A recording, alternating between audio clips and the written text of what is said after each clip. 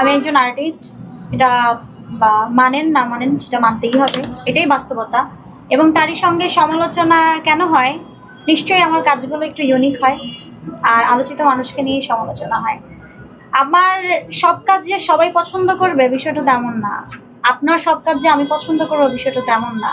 এখানে মত পোষণ থাকবে, মতের বিভিন্ন মানুষের মন্তব্য থাকবে, বিভিন্ন রকমের মন্তব্য থাকবে। কারো কাছে অনেক ভালো লাগবে, কেউ বাহবা দিবে, যেমন এখন আমার আর মুন্নার কাজটা কেউ বাহবা দিচ্ছে, কেউ আবার নিতেই পারছে না, কেউ জেলাসি থেকে বলছে ভালো হচ্ছে, ভালো হয় নাই, বর্ষা চৌধুরী আবার বিয়ে করে ফেলছে, এই হয়েছে সেই হয়েছে, এটা কিন্তু জেলাসি থেকে।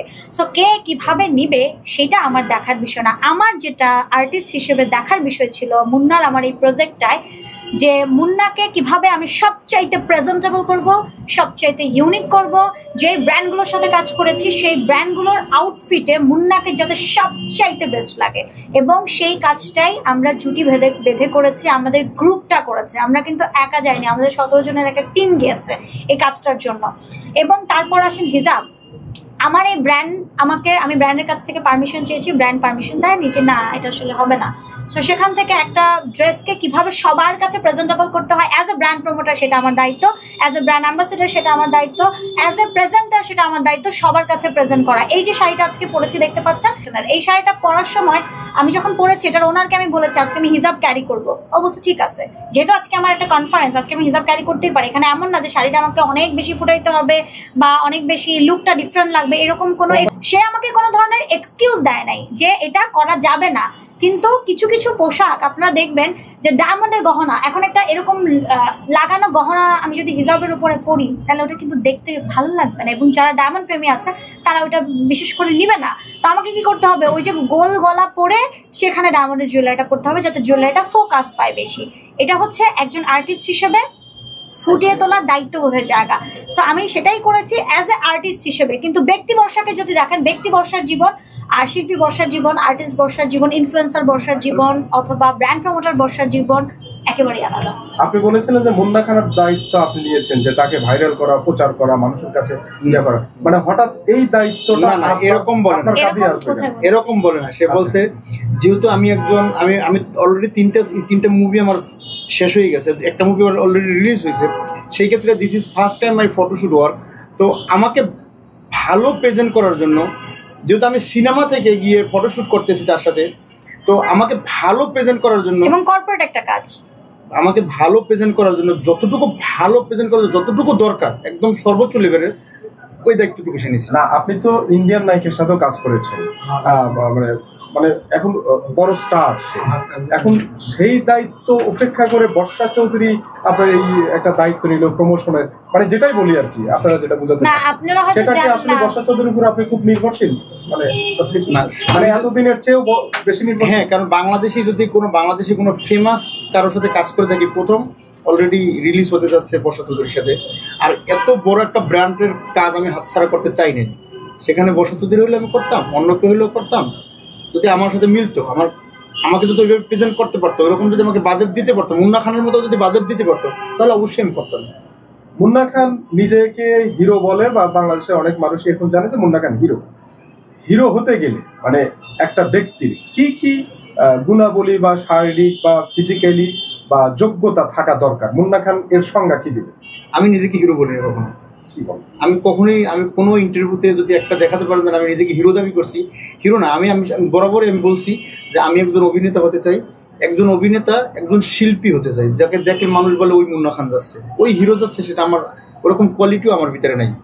তো যা আমরা যদি বড় বড় দেশের সিনেমা মুভি বলেন, যাই বলেন, ফলো করি, আমরা যদি দেখি, তো ওখানে কিন্তু চকলেট বা নায়কদের হিরো বানায় না, একজন বাসের হেল্পার কিন্তু আজকে পৃথিবীর সর্বোচ্চ লেভেলের সুপারস্টার পৌঁছে গেছে, যেটা রজনীকান্ত স্যার আমাদের, ঠিক আছে।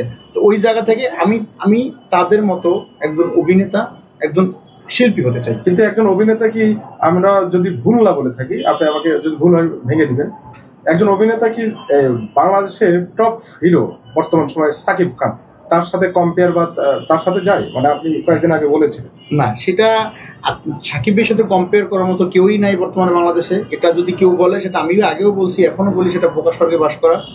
সো সাকিব খান যদি বলেন category A, option A Shakib Khan, option B Shakib Khan, option C Shakib খান।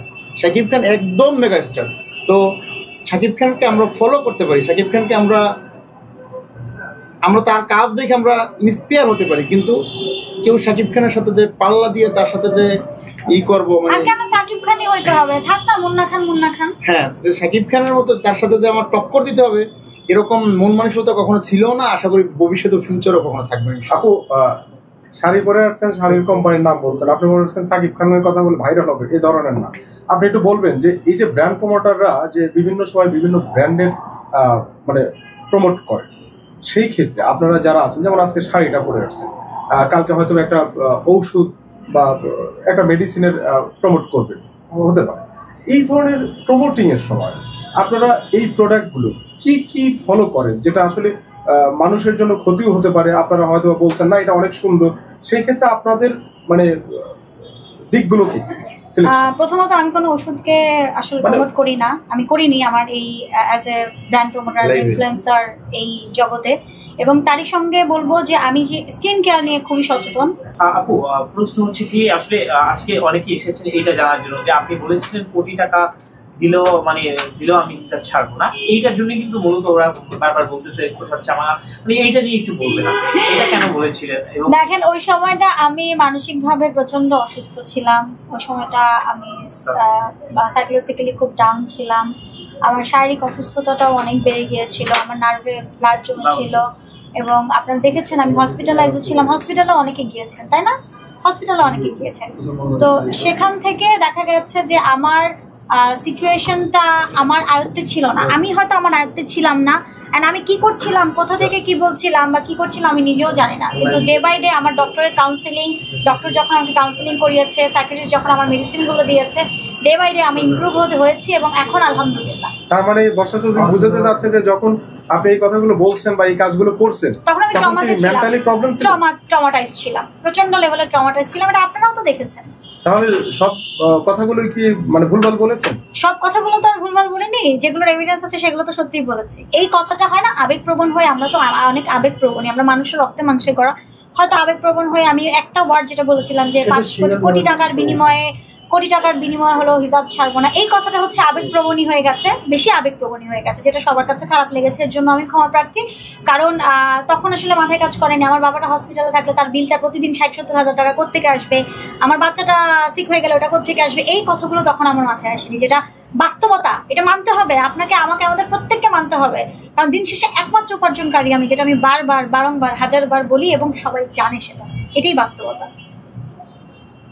তার মানে এখন হিজাব ছাড়া সব কাজই করবেন, মানে হিজাব সহ হিজাব? না, আমি দেখবো যে আমি ব্র্যান্ডের কাছে আকুল আবেদন থাকবে যাতে তারা আসলে আমার পর্দা, হিজাব বা মাথার কাপড়টাকে প্রাধান্য দেয়।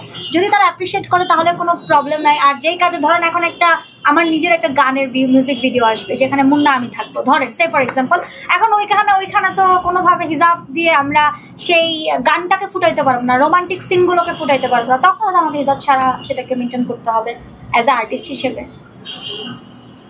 আগামীতে মুন্না ভাইয়ের সাথে বর্ষা চৌধুরীর যেহেতু জুটি আছে, পরিকল্পনা কি? সুন্দর করে বলতেন যে আপনাদের পরিকল্পনা কি, ভবিষ্যতে নিজেদের এই জুটিটাকে কতদূর দেখতে চান?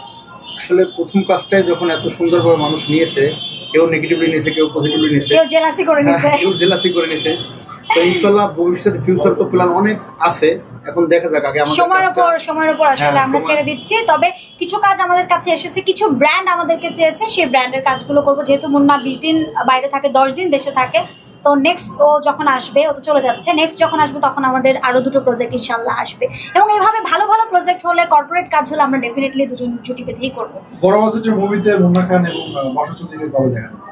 এটা সময় কথা বলে, যদি বর্ষা চৌধুরী যদি সিনেমার সাথে যায়, গল্পের সাথে যায়, তো অবশ্যই বর্ষা চৌধুরী থাকবে, করবে। আর যদি না যেতে, আপাতত করতেছি না, আপাতত শিল্পী তো দিন শেষে কাজই খোঁজে, দিন শেষে শিল্পী কাজই খোঁজে, ভালো কাজই খোঁজে। আমরা কাজ করতেছি, দেখা যাক কি করা যায়।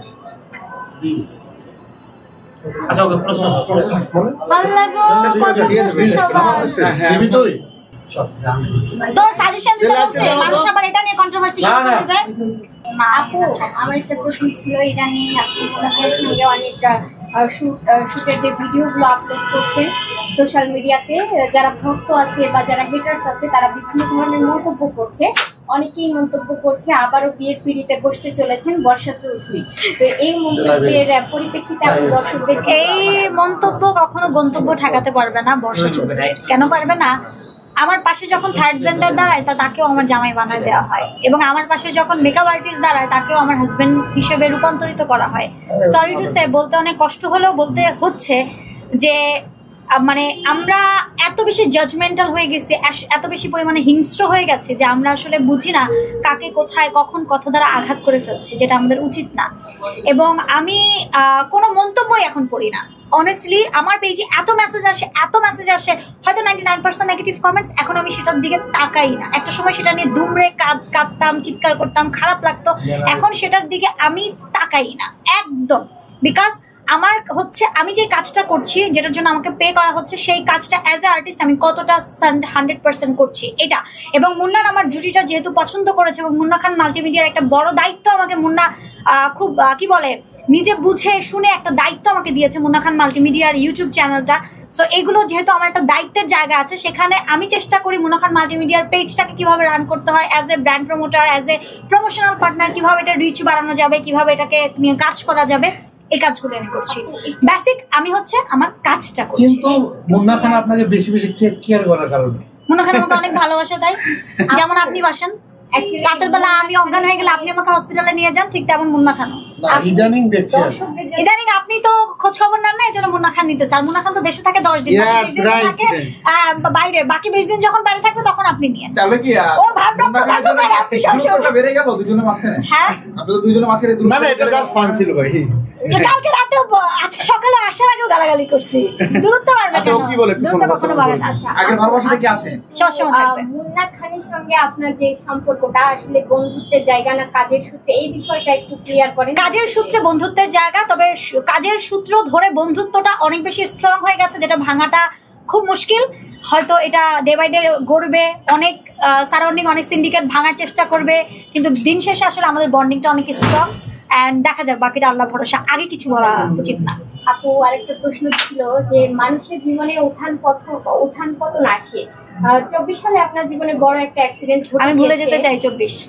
তো সেই ক্ষেত্রে যদি আবারও আপনার জীবনে লাইফ পার্টনার সিলেকশনের বিষয়টা আসে, লাইফের কাউকে সিলেক্ট কথা বলার জন্য সাংবাদিক দেখেন, আমি হচ্ছে আমার জায়গাটা হচ্ছে যে আমার শেষবারের যে ভুলটা, এটা আমার ভুল ছিল। হ্যাঁ, আমার জীবনের শেষ শুরুর মানে সারা জীবন রিগ্রেট ফিল হওয়ার মতো একটা ভুল। হ্যাঁ, একদম মৃত্যু অবধি পর্যন্ত আমার এই রিগ্রেটটা থাকবে, খারাপ লাগাটা থাকবে যে কেন আমি করছি। কারণ আপনি মানুষের সাথে সংসার করতে পারবেন না, কিন্তু প্রতারক, মিথ্যুক বা এদের সঙ্গে কখনো সংসার হয় না। বিশেষ করে প্রতারণা যে করে, প্রতারণা একটা মানুষকে অনেক কিছু, মানে আমাকে জীবন্ত লাশ করে দিচ্ছিল, সেখান থেকে ওভারকাম করে আমি আসছি। এবং ইন ফিউচারে আল্লাহ যেন আমাকে কেন কোনো নারীকে যেন এরকম প্রতারকের পাল্লায় না ফেলে, এক। দ্বিতীয় হচ্ছে আমি নিজেও খুবই এখন সজাগ, কারণ নারা তো বেলতলা একবারই যায়, বারবার যায় না। সেটা বুঝতে পেরেছি আপু। তারপরেও উত্থান পতন আসে মানুষের লাইফে, আপনি তো সারাটা অল ক্রেডিট গোস টু আল্লাহ। আল্লাহ যদি মনে করে যে আমার জীবনে আসলে যেটা প্রযোজ্য, যেটা দরকার, আমি যে এখন একটু পরে, এই 5 সেকেন্ড পরে নিঃশ্বাস নিতে পারবো, এটাকে আমি বলতে পারি। আচ্ছা আপু, আরেকটা প্রশ্ন ছিল, আপনার মানে ভাষ্য মতে নারীরা আসলে কোন ধরনের পুরুষকে বেশি পছন্দ করে?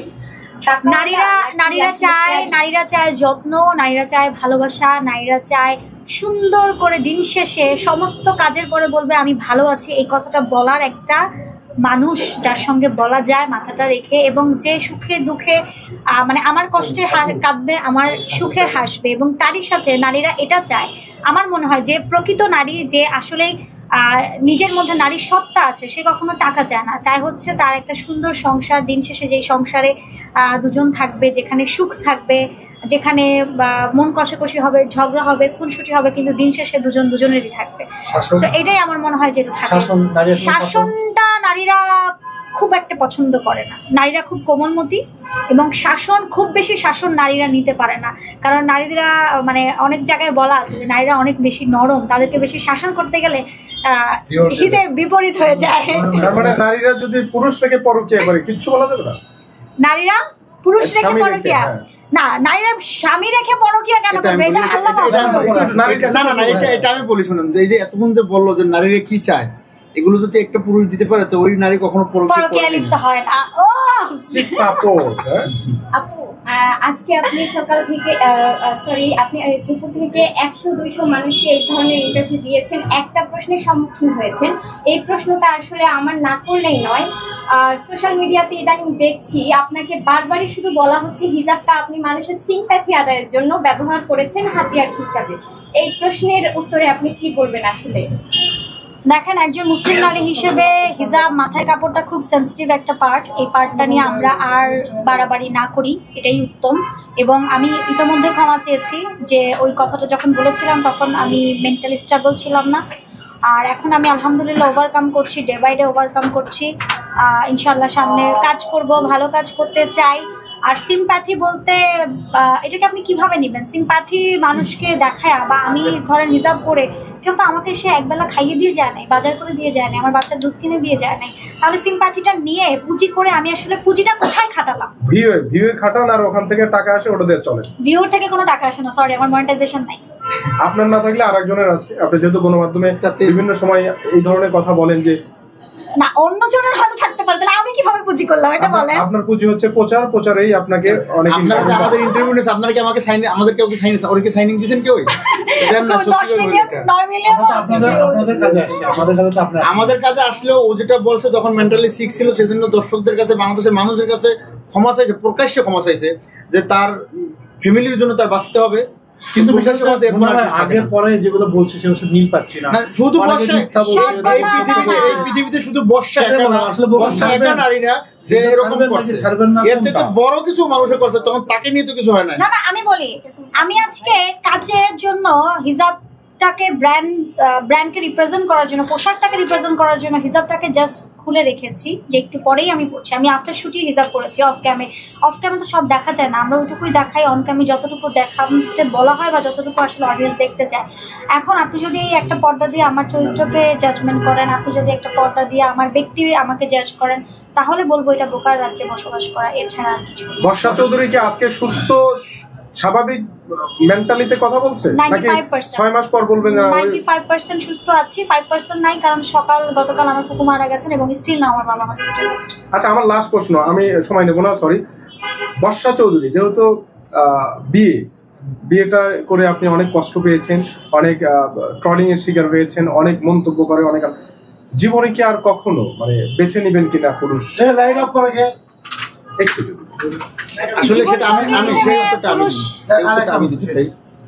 এই যে এতক্ষণ বললো আপনাদের যেন একটা নারীকে কিভাবে টেক কেয়ার করতে একটা পুরুষের, যদি ওইরকম কাউকে পায়, সেটা আমি একজন বন্ধু হিসেবে আমি তাকে সাপোর্ট দিতেছি, বলতে চাই ওরকম কাউকে পাইলে অবশ্যই তাকে তার বিয়ে করা উচিত। বর্ষা চৌধুরী বলবে, আমি বলতে চাই সেটা অবশ্যই তার করা উচিত, আমি এটা মনে করি। এরকম কাউকে পায়, আমার জায়গা থেকে আমার মনে হয় যে আমার আসলে ছেলেমেয়ের, আমি একটা মা কি চায় তার সন্তানের বাবা বা একটা গার্ডিয়ান, আমার মনে হয় কি এখনকার যুগটা না অনেক বেশি স্বার্থপর, স্বার্থের জন্য আজ আসবে কাল চলে যাবে, এটাই আমার কাছে ফিল হয়। আর আমি কারো উপর আসলে এখনো বিশ্বাসের জায়গাটা আনতে পারি না, আর আনতে চাইও না। আমি যতদিন দুনিয়াতে আছি, ক্ষণস্থায়ী দুনিয়াতে, আমার সন্তানদের জন্য